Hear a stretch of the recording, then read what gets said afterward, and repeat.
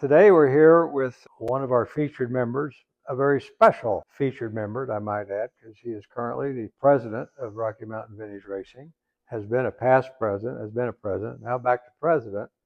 And Steve's one of those members that walks the talk and talks the talk, and been very active with the club for how long now? 7 years, 2018. 7 years, and you've been on it every year in terms of being active in the club in one way or another, not only as a racer, but as an officer, director, making things happen. And we appreciate your efforts. I appreciate it. You know, Bob, you're kind of a lot of that inspiration. I mean, that goes back to, you're partly how I got into the club. Yeah.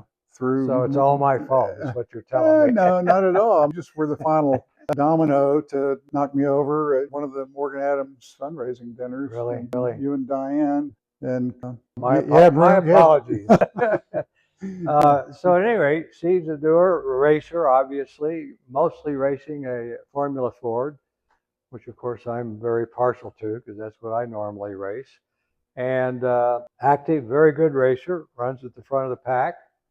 And for those who don't know, tell them why vintage racing is so cool.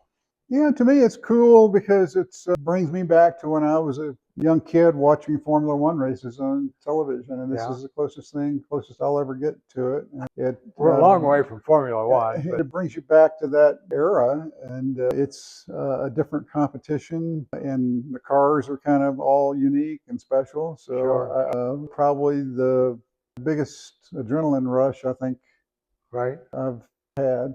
I mean, I still remember you telling me one time that you can go out to the racetrack with a cold and runny nose and leave the racetrack well because of the adrenaline, and that's very much been the case with me. So. Did you do any other racing before coming to RMVR?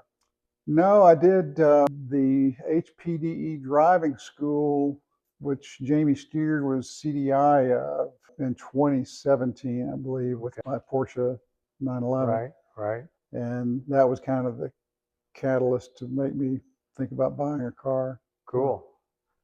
Well, we hope to turn a bunch of those it's called HPDE, which we did a high performance driving experience class in association with our school for a number of years.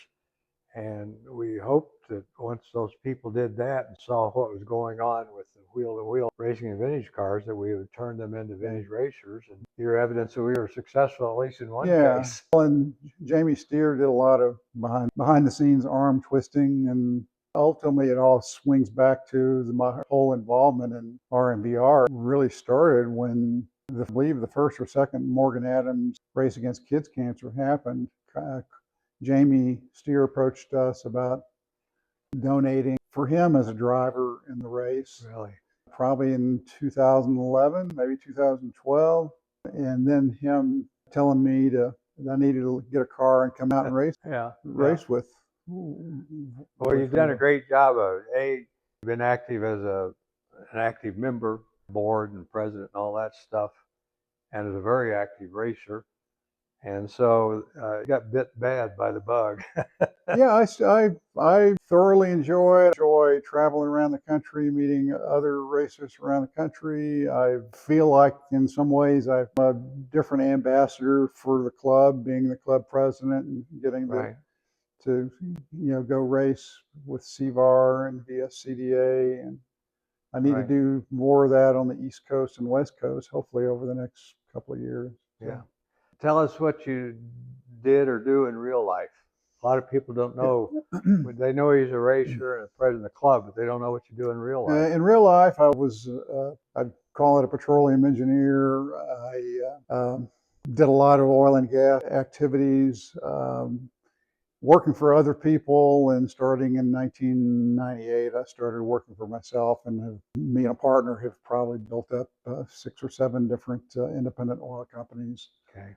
And we're down to our last couple of companies we're dabbling with and winding down. But I was a petroleum engineer, but I kind of was the financial engineer in terms of putting the money together to do our projects. I've mentioned in several of these interviews, I always ask what people do in real life, because very often we don't know. We go race, we see each other at the track, we see each other, have a beer, all that stuff, smoke and joke about racing. And never really know what people do with their normal life. Yeah, I'm kind of excited at times to run across somebody in a different club who work in the oil and gas business, and we usually become pretty good friends as a result of having had that common experience. But yeah, well, another question I've asked a bunch of the interviewees, you've had the privilege of racing at some other venues, other tracks around the country.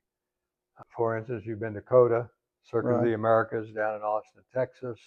And where else in the country have you gone to tracks? I've been to Road America, Laguna Seca for the Monterey Historics in 2019, and I guess I did the Ozarks race last year with via CDA, which we're repeating again this year, next month, is it? Yeah, and that was fun. My goals are probably to maybe go do Lime Rock and Watkins Glen, and as a result of the Formula B race here a few weeks ago, some of the West Coast Formula B guys that were there, are trying to encourage us to come out there and do some of their events. So I need to dig into that here as we develop our race schedule.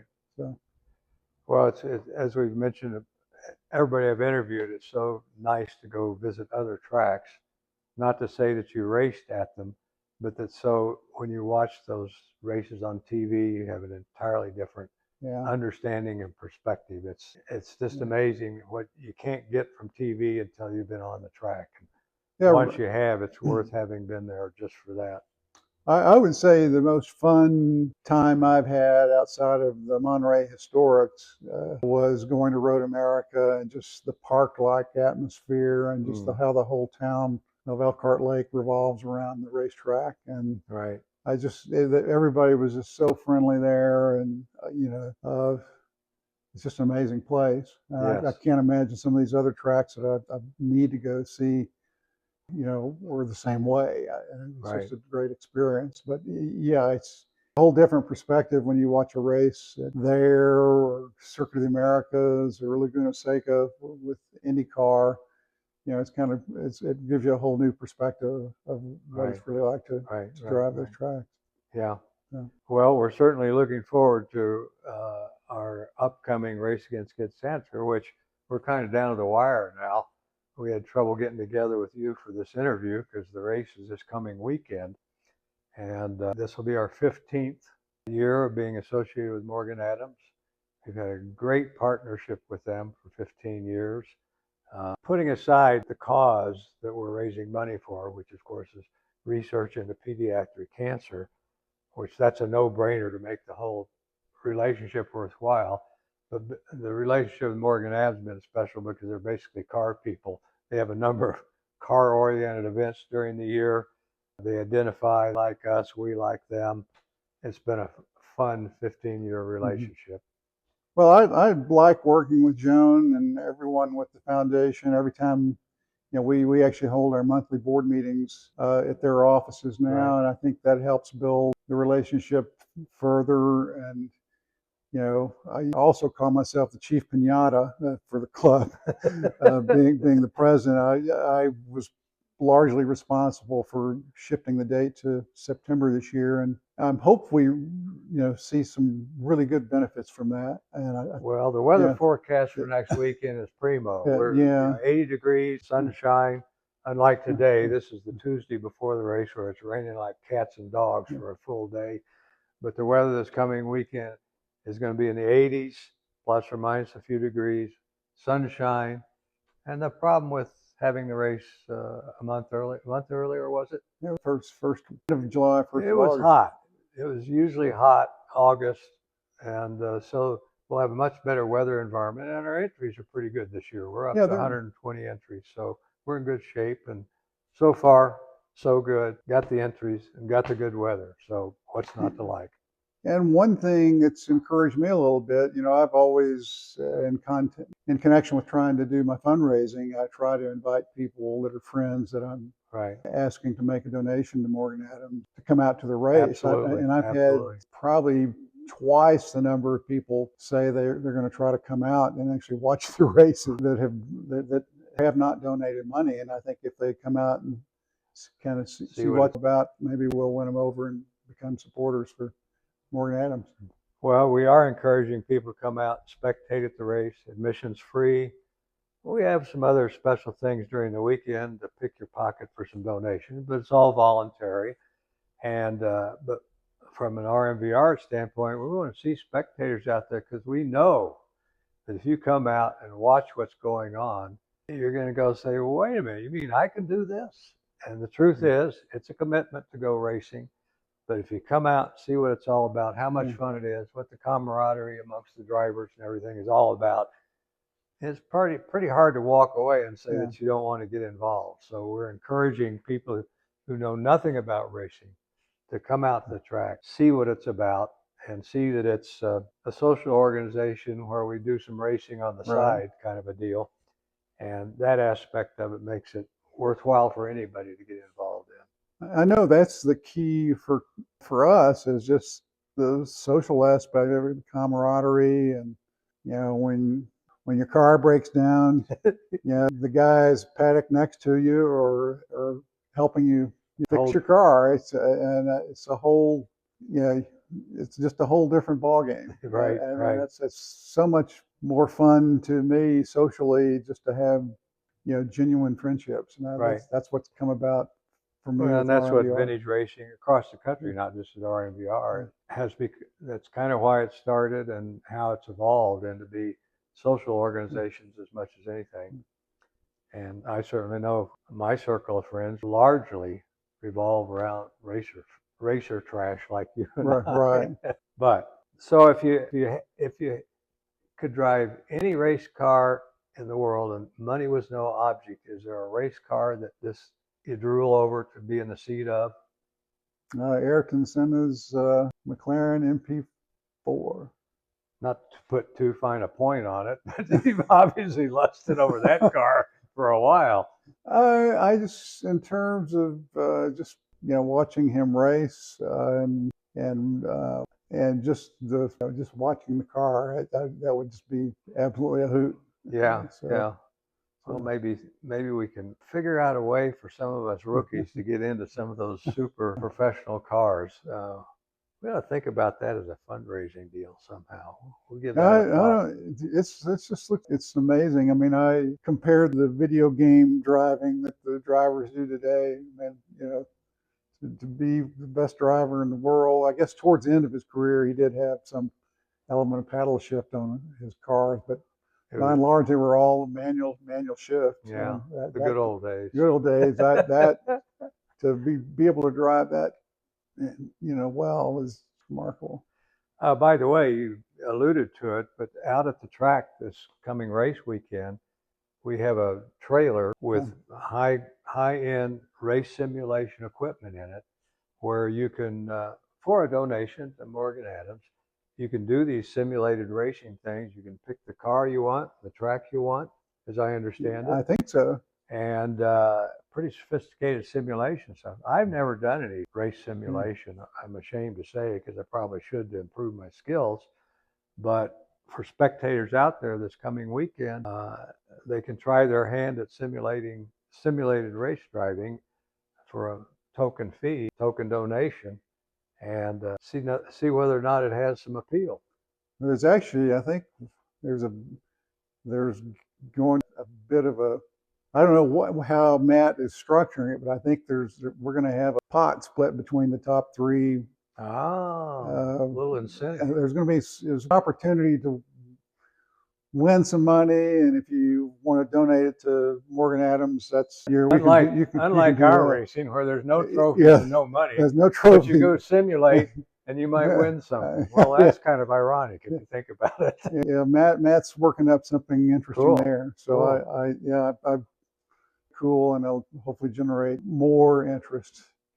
So that's partly what got me interested in racing, was actually coming out to the track and doing the lunch rides, and then I think the final straw was when I was doing the driving school at PPIR. Jamie Steer loaned me his car to take out over the lunch hour.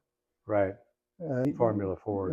His Winkleman, to try that out, and that kind of getting in a purpose-built race car and going, oh my goodness, this is really nice. This car does what you tell it to do. Yeah. Of course, we're partial and prejudiced and everything, but purpose-built race cars, whether it's a sports racer like this car or a Formula Ford, which is a purpose-built race car as opposed to a production car, we're terribly prejudiced in favor of the purpose-built race cars. Absolutely. Yeah. The cars are talking to you and saying, okay, I can do this if you treat me right. Let's go. And that's the feeling you get. Yeah. Yeah, it's like I mean, I'm competitive at whatever I do, and I played a lot of racket sports and golf and things like that, and I would say racing is the same way. If you're really relaxed and in the zone, it's just remarkable how well you can drive Right. in that moment. And Right. I think back and do this, seeking to find those moments. Spend more time in the zone. Yeah, right. Exactly. And less time out there Yeah. working on the zone. But it is true. There is something that happens when everything's clicking that's quite unique in any sport, I suppose. I don't do a lot of other sports, but when everything's cooking in the car and everything's right, it's a special feeling. Yeah, I mean, the is fast and fast is smooth. It applies very distinctly to racing. It applies to golf. It applies to virtually every eye-hand coordinated sport you can do. So that's the one common. Yeah, keeps you coming back. Okay, Steve, it's been nice to talk with you. I know we both share our love of RMVR and our love and appreciation for Morgan Adams and Joan and all that she's done in her massive effort to make pediatric research work. And it's a joy with her. It's a joy working with you. And we look forward to this coming race weekend and hope people come out and chat it up with both of us in the pits. We're always anxious to talk about the race cars and all that stuff. And we're always available during the weekend to talk to spectators. And I'm the same way. I really appreciate everything that Morgan Adams Foundation does to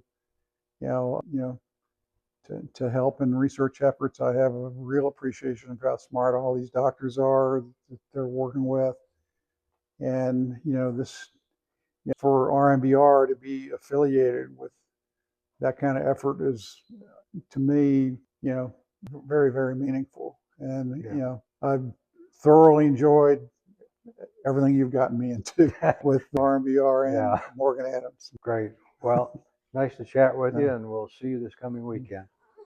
Cheers. Cheers.